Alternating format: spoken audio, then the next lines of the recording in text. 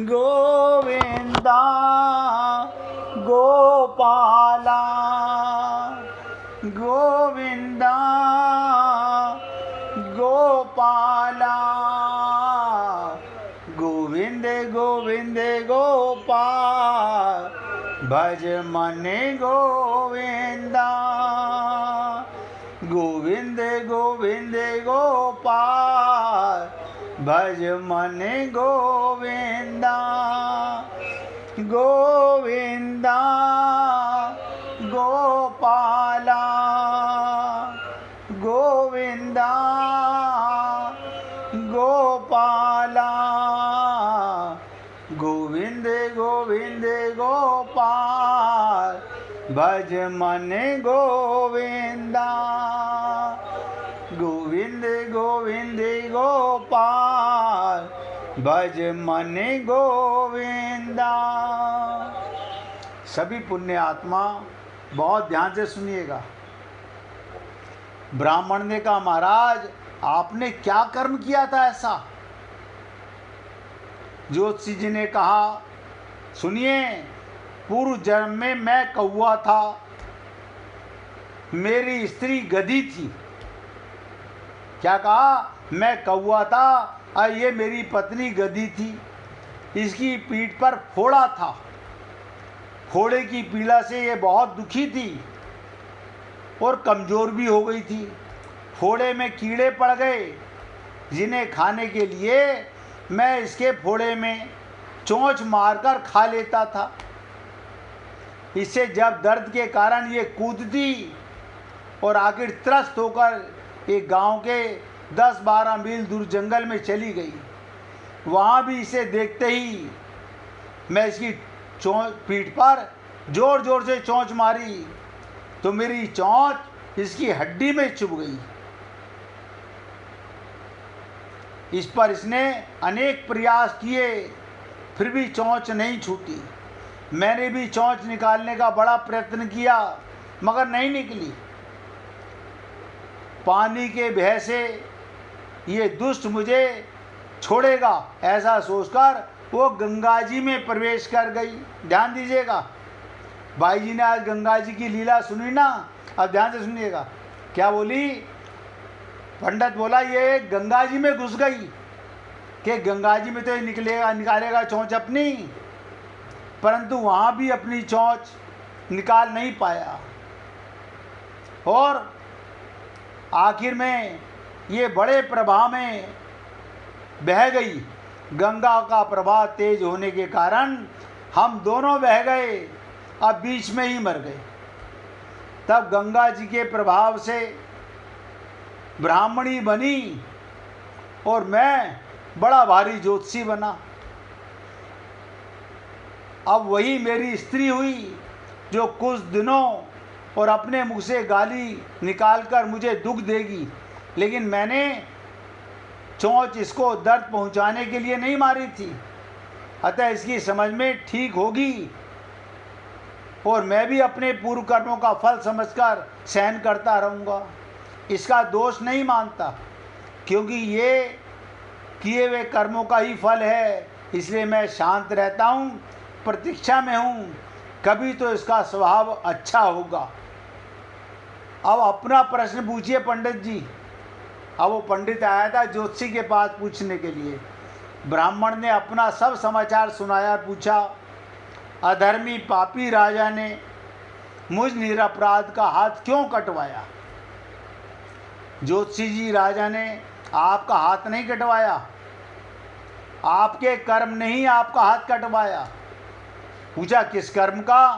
पूर्व जन्म में आप एक तपस्वी थे और राजकन्या गौ थी। वो जो कन्या, राजकन्या जिसने आपको ब्लेम किया वो एक गौ थी और आप तपस्वी थे। राजकुमार कसाई था। वो कसाई जब गौ को मारने लगा तब गौ बेचारी जान बचाकर आपके सामने से जंगल में भाग गई। पीछे से कसाई आया और आपसे पूछा, इधर कोई गाय तो नहीं गई है? आपने जिस तरफ गाय गई थी उस तरफ अपने इशारा कर दिया। उस कसाई ने जाकर गऊ को मार डाला इतने में ही जंगल से शेर आया और गौ एवं कसाई दोनों को खा गया। तो कसाई को राजकुमार और गऊ को राजकन्या का जन्म मिला। और पूर्व जन्म के किए हुए उस कर्म का आपने हाथ से इशारा किया था, इधर गई है। एक रात्रि के लिए उन दोनों को इकट्ठा करा भगवान ने, क्योंकि कसाई ने गऊ को हंसिए से मरवा दिया। इस प्रकार राजकन्या के हाथों अनायास ही तलवार गिरने से राजकुमार का सिर कटा और वो मर गया। इस तरह अपना फल देकर कर्म निवृत्त हो गया। तुमने तो हाथ का इशारा किया था, वो कर्म किया था, उस पाप कर्म ने तुम्हारा हाथ कटवा दिया। इसे तुम्हारा ही दोष है, किसी अन्य का नहीं। ऐसा निश्चय कर आप भी जाके घर सुखपूर्वक रहो। अब आप सोचो कितना सहज है ज्ञान संयुक्त जीवन। यदि हम इस कर्म सिद्धांत को मान लें और जान लें तो पूर्वकृत घोर से घोर कर्म का फल भोगते हुए हम दुखी नहीं होंगे, बल्कि अपने चित्त की समता बनाए रखने में सफल होंगे। और अगर आत्मज्ञान हो गया तो भगवत प्राप्ति में कोई संशय मत रखिएगा। हे पुण्य आत्माओं, हमारे कर्मों का फल था हमें मनुष्य शरीर मिला भगवान की कृपा, और ये सत्संग भी भगवान की कृपा से मिलता है। इसमें कोई भी हमारे कोई प्रारब्ध रहे होंगे जो आप हम लोग इतने डिटेल में, वरना आप सोच के देखो, जहाँ 6 महीने गुजर गए, अभी 4था अध्याय चल रहा है, लोग 7 दिन में भागवत पूरी कर लेते हैं। हम तो सोचते हैं प्रभु 7 जीवन के दिन भगवान के प्रेम में गुजरे, और जो भी कुछ संसार में मिला है वो आपके पूर्व कर्मों के अनुसार मिला है। इसलिए किसी को दोष मत दीजिए। भगवत प्राप्ति करने के लिए आत्मज्ञान, आप आत्मा हो और अपना ज्ञान प्राप्त किए बिना ये सब ढोंग जो आप करते हैं, छल कपट, उनसे कल्याण नहीं होने वाला। अब क्योंकि कर्म योग का प्रसंग है, कर्म योग का ये अध्याय है, इन पदों में आया ज्ञान शब्द का अर्थ है कर्म योग का ज्ञान भी माना ही जा सकता है। कर्म योग ज्ञान भी माना जा सकता है। कर्म योग का ज्ञान है, ध्यान दीजिएगा, सब ध्यान से सुनो, शरीर, इंद्रियां, मन, बुद्धि, पद, योग्यता, अधिकार, धन, जमीन आदि मिली हुई मात्र वस्तुएं संसार की और संसार के लिए हैं। ये शरीर से लेकर प्रत्येक माइक चीज जो आपको मिली है वो संसार के लिए मिली है, अपनी और अपने लिए नहीं। कारण स्वयं स्वरूप नित्य है, आत्मा आपका स्वरूप नित्य स्वरूप है। अतः उसके साथ अनित्य वस्तु कैसे रह सकती है? आत्मा के साथ ये शरीर नहीं रहेगा, ये मन, बुद्धि, पद, योग्यता, अधिकार, धन, जमीन, जायदाद कुछ नहीं रहने वाला। उसके काम भी ये कैसे आ सकती है? इसलिए शरीर आदि वस्तुएं जन्म से पहले भी हमारे साथ नहीं थी। ये शरीर पहले नहीं था और मरने के बाद भी नहीं रहेगा। इस समय भी उनका प्रतिक्षण हमारे से संबंध विच्छेद हो रहा है। सबको तजुर्बा है। इस मिली वस्तुओं का सदुपयोग करने का ही अधिकार है। जो मिला है सदुपयोग कीजिए, ममता मोह आसक्ति करके दुरुपयोग मत कीजिए। क्या मतलब? कड़वी बात बताने जा रहा हूं।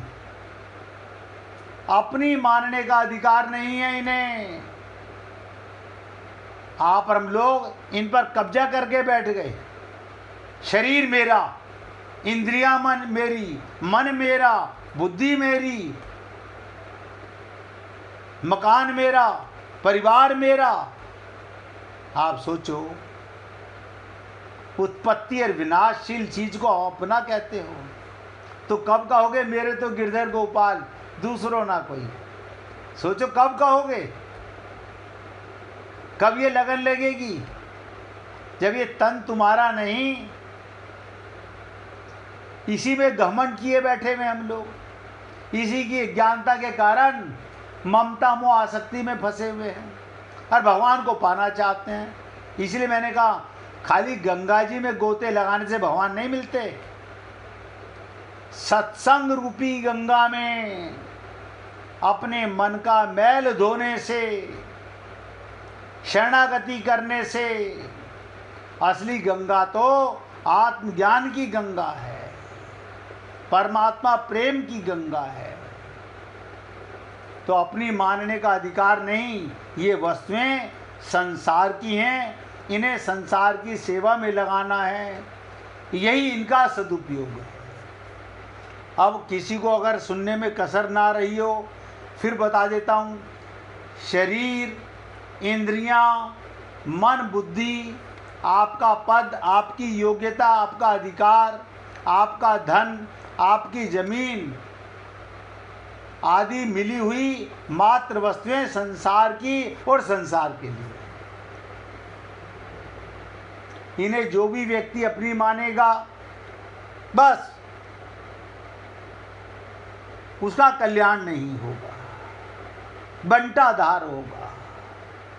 वो संसार में ऐसे ही भटकता रहेगा, आता रहेगा, जाता रहेगा। सुनने का इतना मैं तो आपसे रोज निवेदन करता हूँ कि हे पुण्य आत्माओं, आप कितना बहुमूल्य समय देते हो।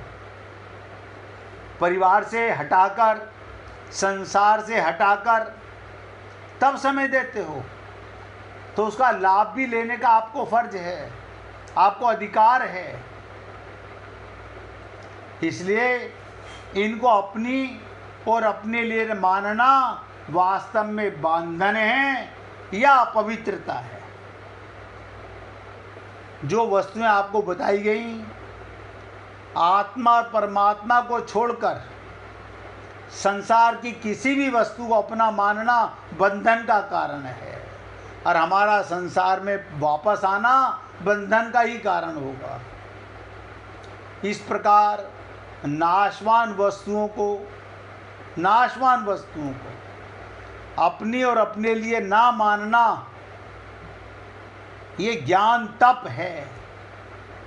अगर आपके मन में कोई तप करने की भावना आ जाए, तो सबसे बड़ा, जहां मन फंसा हुआ है उनसे अपने मन को हटा लो। वो संसार की वस्तुओं को, शरीर को, इन रिश्ते नातेदारों को, सब, अगर इन नाशवान वस्तुओं में ही अपनी और अपने लिए ना मानना, ये ज्ञान तप है। कहत कठिन समझत कठिन।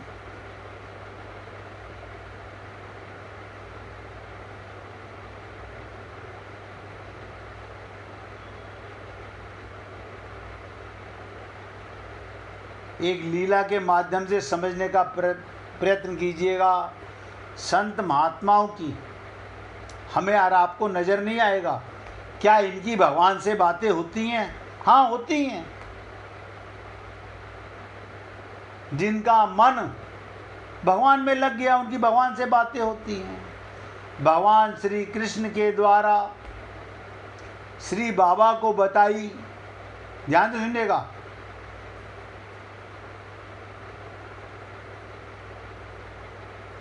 परम दिव्य कृपा मई महिमा। आपने सुना होगा, कभी अगर किसी के मुख से सुना हो,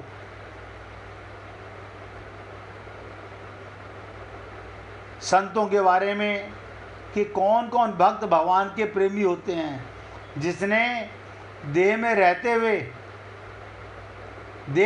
हुए अपने को देह मानना छोड़ दिया। अब ध्यान से सुनिएगा। भाई जी को बाबा ने सहानुभूतियाँ अपने हाथ से लिख कर दी। नित्य वंदनीय भाई जी का दिव्य परिचय। कभी कहते हैं तुम्हें विश्वास करना चाहिए। पोदार मीना जी के और बाई जी के रिश्तेदार, इनकी भाभी के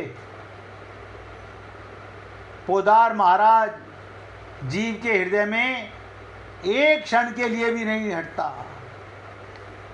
वो कहते हैं मेरी ध्यान मूर्ति से नहीं, मैं स्वयं उसके हृदय में परम विश्राम पाता हूँ।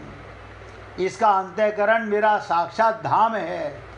जब भी नेत्र मूंदता हूँ उस समय इसकी पलकों के भीतर मुझे निज मुस्कान बिखेरने ही पड़ती है।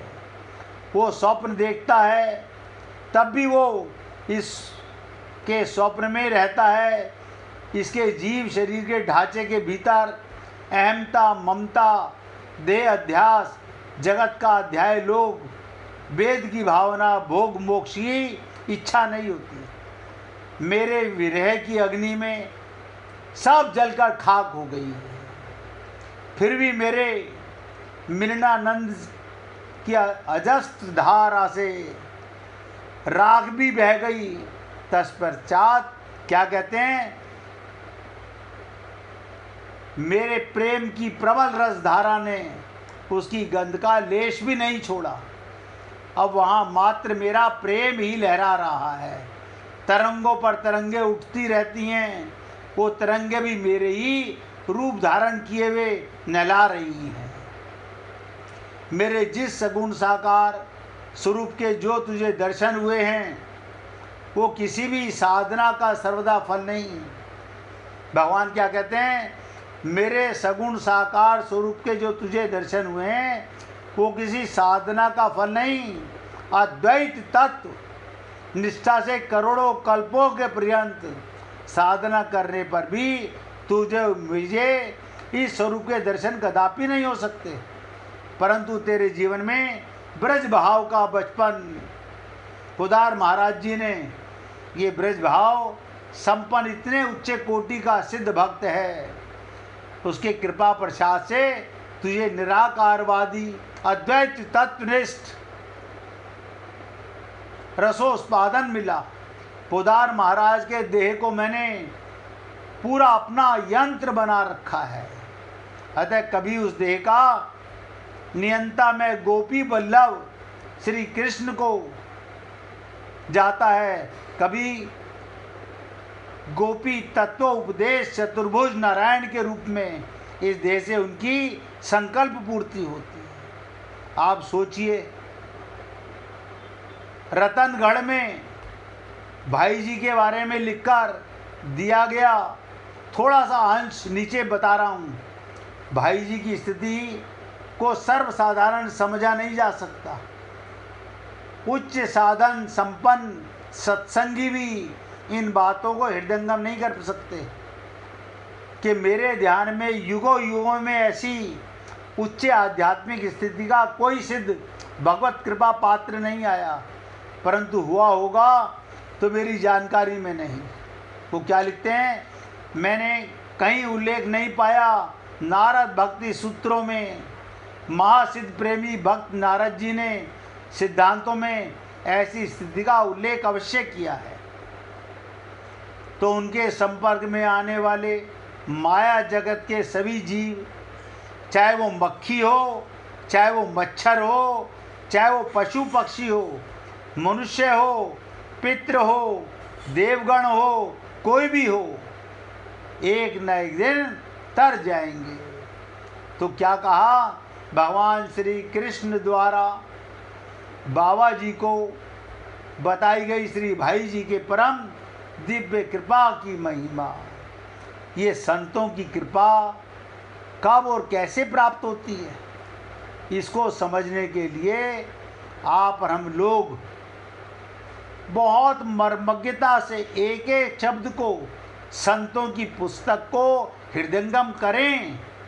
वो भी ये माइक मन से नहीं, माइक बुद्धि से नहीं, तब उनकी गहराई की बातों को हम समझ पाते हैं कि कब कौन संत किस भाव में, किस भंगिमा में, कहाँ बहता है, कहाँ अटकता है, कैसे भगवान का प्रेम पी पाता है। अभी तो आप और हम लोग इस शरीर, इंद्रियों और मन बुद्धि आदि के मान करके माया के संसार में, परिवार में पूरी तरह से लिप्त हैं। हे पुण्य आत्माओं, मैं तो आप सबसे निवेदन करता हूँ, बड़े भाग्य मानुष तन पावा। बहुत भगवान की कृपा से आप हम लोगों को ये मनुष्य शरीर मिला है, तब ये सत्संग मिल रहा है।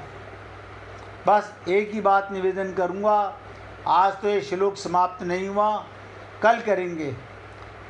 क्या बात, आखिरी बात बता रहा हूँ, जिस किसी को भजन सुनाना हो वो भी निकाल के रखना।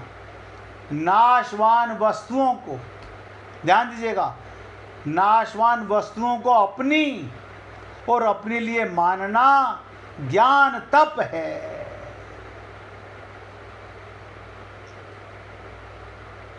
अगर आप इन्हें अपना मानते हो तो माया तप है, मोह तप है, मलिनता तप है, अज्ञान तप है। शरीर को भी और संसार की किसी वस्तु को भी आपने अपना ना माना तो ये आपका आत्मज्ञान तप होगा। आज अपने शब्दों को यहाँ विराम दे रहा हूँ, जिससे मनुष्य परम पवित्र हो जाता है। कल इसी शब्द से चर्चा उठाऊंगा, इसी बात से कि ज्ञान तप क्या है। माया तप तो हम खूब फंसे हुए हैं, मोह तप में, माया तप में, ममता तप में आप और हम लोग पूरी तरह फंसे हुए हैं। अब आप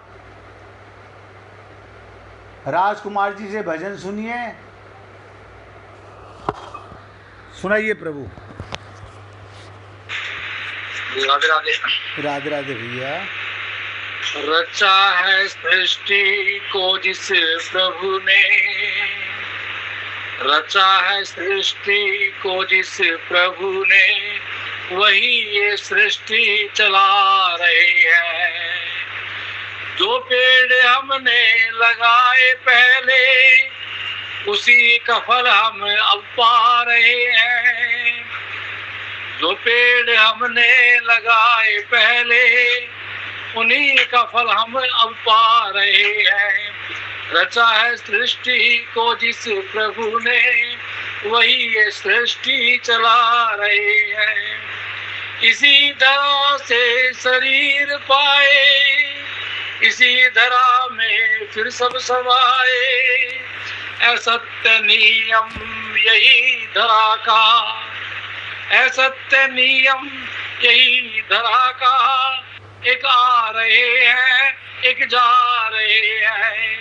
रचा है सृष्टि को जिस प्रभु ने, वही ये सृष्टि चला रहे हैं।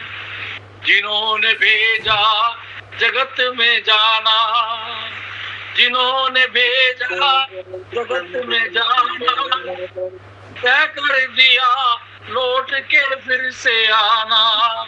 तय कर दिया लौट के फिर से आना। जो भेजने वाले हैं यहाँ से, वही फिर वापस बुला रहे हैं। अच्छा है सृष्टि को जिस प्रभु ने, वही ये सृष्टि चला रहे हैं। बैठे हैं जो कान की बालियों में, समाए मेहंदी की लालियों में। बैठे हैं जो कान की बालियों में, समाए मेहंदी की लालियों में।